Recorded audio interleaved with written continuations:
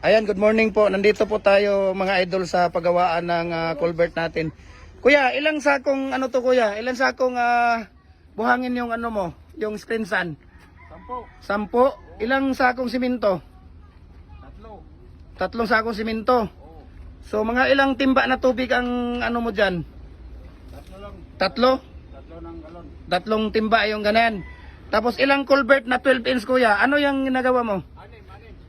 So itong 6 na culvert, yan ang mailalagay dito sa 10 dito ka kuya. 10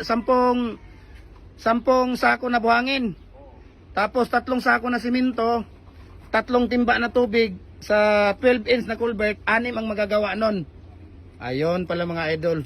So ito pala ang ano pala dito, paglalagay pala dito ay 12 inch culvert po ito ang ginagawa nila. So ang 10 sako na screen sun, 3 sako na simento, 2 or 3 timba na tubig, 6 na culvert, 6 na piraso ang magagawa niya dito. Ayan sila ni Kuya. Screen sun pala ang gamit na buhangin ngayon. Hindi na mixan.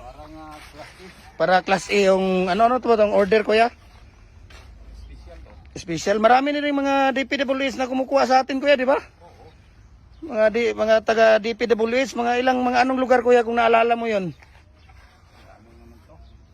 Anong lugar? Dito sa Cagayan de Oro, ang dami mga